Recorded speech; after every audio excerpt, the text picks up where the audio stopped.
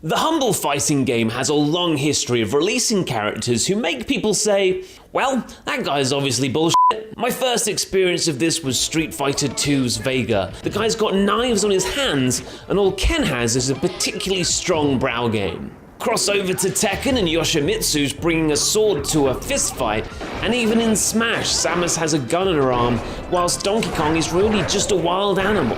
Soon enough, it becomes pretty clear there'll always be someone who tries to turn a fair fight into an arms race. With Under Night In-Birth latest coming on February 9th, it's time I reminded you of the biggest arms in fighting game history. It's WALDSTEIN. This guy is a mountain of muscle. He's able to punch someone from 2 towns over. The fight starts, you're in range. The fight ends, you're in range. 2 years later, you're still in range, wondering why you were even born in the first place. This guy could play in the NBA until he's 90.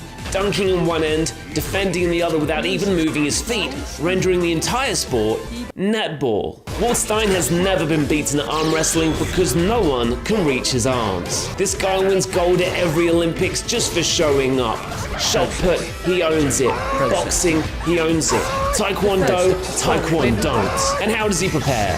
WALDSTEIN doesn't do push-ups, he does earth downs. Scientists say that the tensile strength of his chest hair is the only thing that makes the Cirque du Soleil possible. WALDSTEIN once tried out as a professional wrestler, but his clothesline murdered everyone in rows A through F. Moon landing conspiracy theorists claim that the Saturn V rocket used to launch the Apollo missions is in fact WALDSTEIN. This footage behind me was taken on a super secret advanced difficulty level only selectable if you choose WALDSTEIN. And my controller's battery ran out 2 days ago. As soon as it did, the guy just started fighting on his own. The President of the United States of America has a button on his desk that he believes launches nuclear missiles.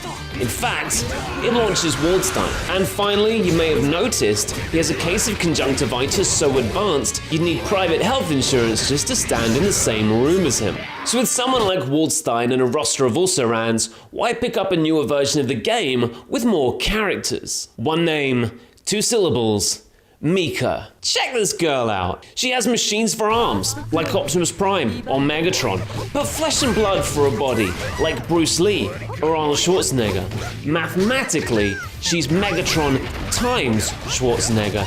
She's a Mega Schwarzenegger. There's the power of WALDSTEIN, but the speed of a jungle cat. While it's true she may well not be able to reach France unless she's in France, she could punch you to France, and that makes her an excellent delegator. That's management material. She doesn't need a tag team partner to kill you with her butt like Rainbow Mika does in Street Fighter. She's perfectly capable of killing you with the giant slabs of metal attached to her arms. So if you started this video thinking, why should I pick any character other than WALDSTEIN? I can see where you're coming from.